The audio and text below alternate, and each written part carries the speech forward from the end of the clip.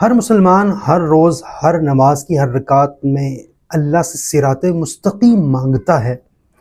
آخر یہ صراط مستقیم ہے کیا جس کی بار بار طلب کی جاتی ہے؟ تو صراط مستقیم کی تعریف میں علماء کرام نے، بزرگوں نے کچھ اقوال نقل فرمائے ہیں۔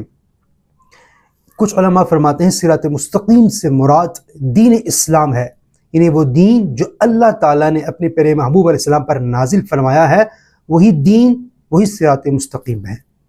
ایک معنی اس کا یہ بیان کیا گیا ہے کہ صراط مستقیم سے مراد قرآن کریم ہے۔ قرآن اللہ کی رسی ہے، جو اس کو تھام لیتا ہے وہ اللہ سے جڑا رہتا ہے، اور اس قرآن کو ہی صراط مستقیم کہا گیا ہے۔ اور کچھ علماء فرماتے ہیں اس سے مراد آقا کریم صلی اللہ تعالی وسلم اور آپ کے صحابہ کرام علیہ رضوان کا وہ رستہ ہے، وہ رستہ ہی نمونہ ہے اور وہی ہدایت ہے۔ اور ایک سب سے پیارا اہم قول یہ ہے کہ صراط مستقیم سے مراد خود آقا کریم صلی اللہ تعالی علیہ وسلم آپ ہی کی ذات مبارکہ ہے، اور یہی وجہ ہے کہ حضور السلام کے جو صفاتی نام ہیں ان ناموں میں سے ایک نام ہی صراط مستقیم ہے۔